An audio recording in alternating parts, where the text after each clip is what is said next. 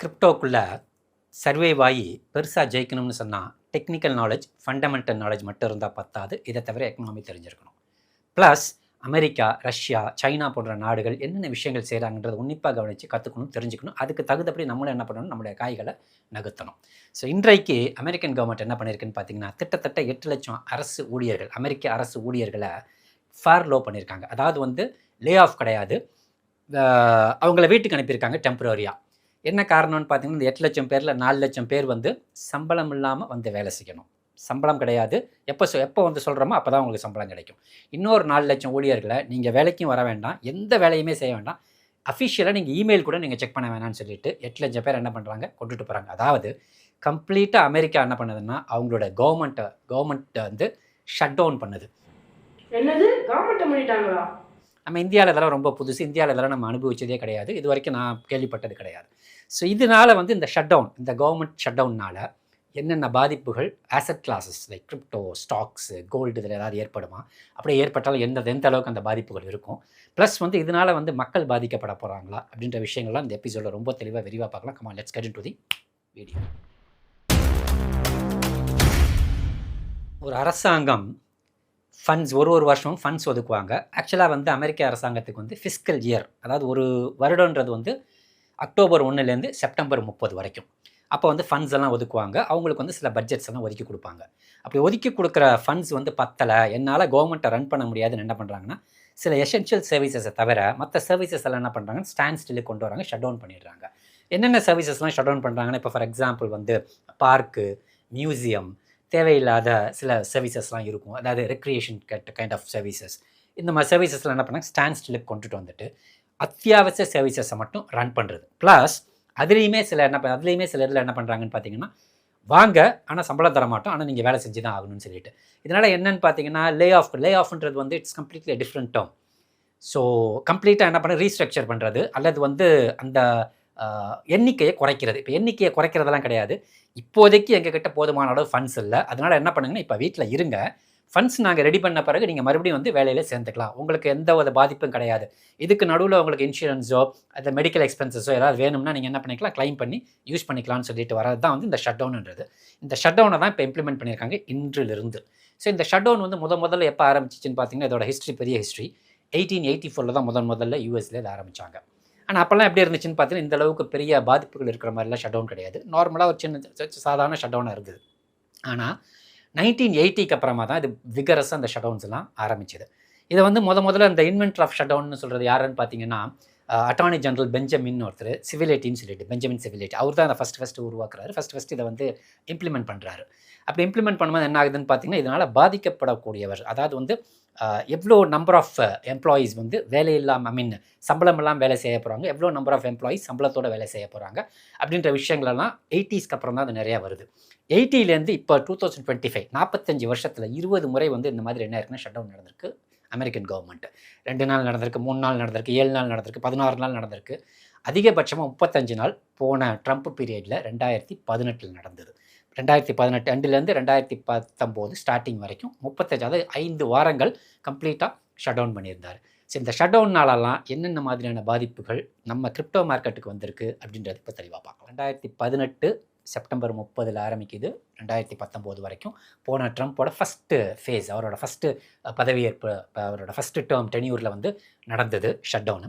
அந்த ஷட் டவுனில் பார்த்திங்கன்னா பிட்காயின் வந்து அந்த அறிவித்த உடனே ஒரு டிப்பு, ஒரு 20% டிப்பு, அதுக்கப்புறம் முடியும் போதும் பார்த்திங்கன்னா அங்கேருந்து ஒரு 10 to 20% அப்பில் தான் முடிஞ்சிச்சு. ஸோ அதனால் பார்த்திங்கன்னா அதுக்கு நடுவில் பார்த்திங்கன்னா கீழே வந்துட்டு உடனே ரெக்கவர் ஆகி அப்படியே ஸ்மூத்தாக ரொம்ப வாலட்டைலாக இல்லாமல் அப்படியே ஃப்ளாட்டாக தான் இருந்தது ஒழிய பெரிய லெவலுக்கு கீழேயும் போல் மேலேயும் போல் நல்லா ஞாபகம் வச்சுக்கோங்க. அதே மாதிரி இதுக்கு முன்னாடி என்ன எப்போ நடந்துச்சுன்னு வந்து 2013, ஏன்னா பிட்காயின் இந்த இயர்லேருந்து மட்டும் பார்த்துவோம். 2013 வந்து ஆக்சுவலி வந்து அங்கேயும் செப்டம்பர் மாதம் ஆரம்பிக்குது, அக்டோபர் 17 முடிஞ்சிருது. அதாவது செப்டம்பர் 30லேருந்து அக்டோபர் 17 வரைக்கும் ஒரு 16 நாள் மட்டும் இருந்துச்சு.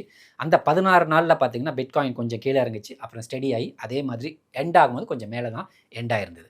ஸோ அப்படி பார்க்கும்போது பார்த்திங்கன்னா அசெட் கிளாஸில் பிட்காயின் என்ன ஆகுதுன்னு பார்த்திங்கன்னா, இந்த ஷட் டவுனால் பெரிய பாதிப்புகள் ஏற்படலை. அதான் லாஸ்ட் 2 ஷட் டவுன்ஸ்லையும்.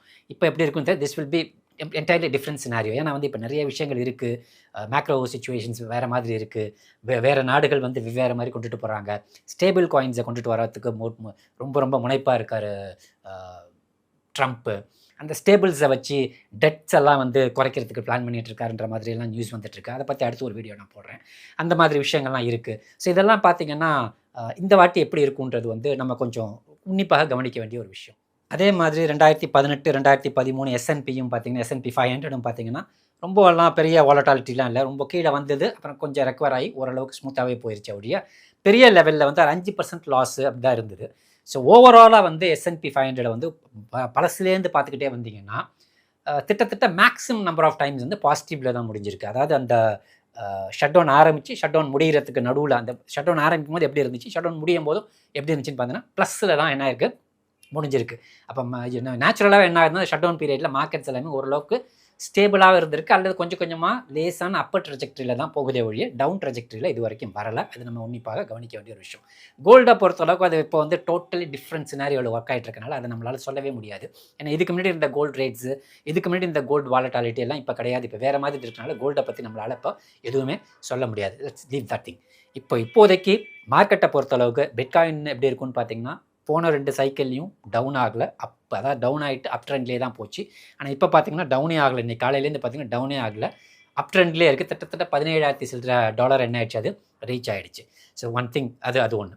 அடுத்து பார்த்தீங்கன்னா S&Pயும் பார்த்தீங்கன்னா கிட்டத்தட்ட பெருசாக டவுன் ஆகாமல் மேலே தான் கொண்டுட்டு போகிற மாதிரி வச்சுருப்பாங்க.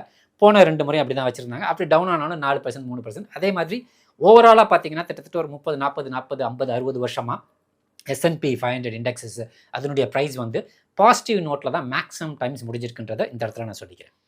எம்ப்ளாயீஸ் பாயிண்ட் ஆஃப் வியூலையும் பார்த்துருவோம். ஆக்சுவலி வந்து இதை என்னன்னு சொன்னேன்னா அந்த ஷட் டவுன் பண்ணும்போது ஒரு விஷயத்த சொன்னேன்.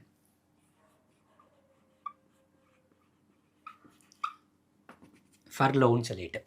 ஸோ இது வந்து டெம்பரவரியாக என்ன பண்ணி வைக்கிறதுன்னு சொன்னால் அந்த எம்ப்ளாயீஸை வந்து வீட்டில் உட்கார வைக்கிறது. இதனால் எல்லா பெனிஃபிட்ஸும் அவங்களுக்கு கிடைக்கும். ஆனால் என்ன கிடைக்காதுன்னு பார்த்தா சம்பளம் தான் கிடைக்காது. இந்த ஷட் டவுன் முடிஞ்ச பிறகு அவங்க வழக்கம் போல் வேலைக்கு வந்துடுவாங்க. ஸோ வெறும் இந்த ஒரு டெம்பரவரியாக அவங்கள வீட்டுக்கு அனுப்புகிற வேலையை பார்க்க போகிறாரா, அல்லது மாஸ் ஃபயரிங் பண்ண போகிறாரா? இது ஒரு மிகப்பெரிய கொஸ்டின் மார்க். ஏன்னா இதை ஒரு பெரிய ஆப்பர்ச்சுனிட்டியாக எடுத்துக்கிட்டு தேவையில்லாமல் அதிகமான ஆட்கள் வந்து கவர்மெண்ட்டில் வேலை பார்க்குறாங்கன்னு என்ன பண்ணுவாங்கன்னு பார்த்தீங்கன்னா ஃபயர் பண்ணி வீட்டுக்கு அனுப்பிச்சிடுவாங்க. நீங்கள் VRS கொடுத்துட்டு போங்க, அல்லது நீங்கள் வீட்டுக்கு போங்கன்னு சொல்லிட்டு அவங்களுடைய பெனிஃபிட்ஸ் எல்லாம் கொடுத்து வீட்டுக்கு அனுப்புறதுக்கு சான்சஸ் உண்டு. ஸோ இது ரெண்டுத்தில் இது ஆக்சுவலி நடந்துகிட்ருக்கு. இதுவும் நடக்கிறதுக்கான சான்சஸ் உண்டு. ஏன்னா வந்து ட்ரம்ப் வந்து அப்படி செய்யக்கூடிய ஆள் தான் அவர். ஏன்னா வந்து அந்த மாதிரி தான் அவர் எப்போவுமே இதுக்கு ப்ரீவியஸாக இருக்கும்போதெல்லாம் நிறைய முறை அப்படி தான் பண்ணியிருக்காரு. ஸோ எங்கெங்கெல்லாம் வந்து ஆட்கள் குறைக்க முடியும், எங்கெங்கெல்லாம் வந்து ஆட்களை வந்து நிரப்ப முடியும், எங்கெங்கெல்லாம் ஆட்களை குறைக்க முடியும் நிறையா பார்த்துட்ருக்காங்க. அதே மாதிரி தான் வந்து தோஜேன்னு சொல்லிட்டு டிபார்ட்மெண்ட் ஆஃப் கவர்மெண்ட்டுன்னு சொல்லிட்டு ஒரு ப்ரொப்போசலை வந்து ஈலான் மஸ்க் கொடுத்துருக்காரு. அங்கே அவர் கொடுத்த ப்ரொப்போசல் என்ன கொடுத்துருந்தாருன்னு பார்த்தீங்கன்னா எந்தெந்த இடத்துலலாம் கவர்மெண்ட்டில் வந்து ஆட்களை குறைக்க முடியுமோ அந்தந்த இடத்துலலாம் குறைங்க, எந்தெந்த இடத்துலலாம் கவர்மெண்ட்டில் செலவுகளை குறைக்க முடியுமோ அந்தந்த இடத்துலலாம் குறைச்சா தான் நம்மளுடைய கவர்மெண்ட் வந்து ஸ்டேபிளாக இருக்கும்னு சொல்லிட்டு நிறையா ரெக்கமெண்டேஷன்ஸ் அவரும் கொடுத்துருக்காரு. ஸோ அதனால் இதுவும் நடக்கிறதுக்கு சான்சஸ் உண்டு. ஸோ அதனால் வந்து கவர்மெண்ட் எம்ப்ளாயீஸ் வந்து ஒரு ஒரு பேனிக் சுச்சுவேஷனில் தான் இருக்காங்க.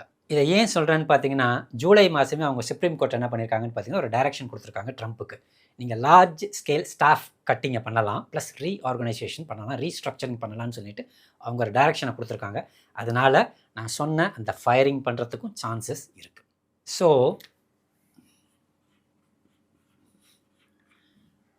இதுக்கு பேர் வந்து ஆன்டி டிஃபிஷியன்சி ஆக்ட். இதுதான் வந்து இப்போ இம்ப்ளிமெண்ட் பண்ணியிருக்காங்க. இது 1884 உருவாக்கப்பட்ட ஒரு விதமான ஆக்ட். இந்த ஆக்டுக்கு கீழே தான் கவர்மெண்ட்டை ஷட் டவுன் பண்ணலான்னு சொல்லிட்டு அவங்க கொண்டுட்டு வந்திருக்காங்க. அதாவது ஆன்டி டிஃபிஷியன்சி ஆக்ட். அதாவது வந்து ஃபண்ட்ஸ் வந்து போதுமான அளவுக்கு இல்லைன்னு சொன்னால் என்ன பண்ணலான்னு சொன்னால் கவர்மெண்ட்டை அந்த ஃபண்ட்ஸை வந்து ஸ்டெபிளைஸ் ஆகிற வரைக்கும் சில கட்ஸ் எல்லாம் பண்ணலாம், வேஜஸில் கட் பண்ணலாம், சில எக்ஸ்பெண்டிச்சர்ஸில் கட் பண்ணலாம்னு சொல்லிட்டு இந்த பர்டிகுலர் ஆக்டில் வந்து சில இது கொடுத்துருக்காங்க. அதன்படி என்ன பண்ணியிருக்காங்கன்னா கட் பண்ணியிருக்காங்க. இது கட் பண்ணனால மார்க்கெட் வந்து ஆக்சுவலாக ப்ரீவியஸ் கட்ஸ்லலாம் மார்க்கெட் வந்து பெருசாக பாதிப்படையலை, இப்பயும் பாதிப்படையாதுன்னு நம்புவோம். அடுத்த எபிசோடில் நல்ல ஒரு காயின் டோக்கனோட உங்களை மீட் பண்ணுறேன். அன்டில் தென் பை ஃப்ரம் புகழ்.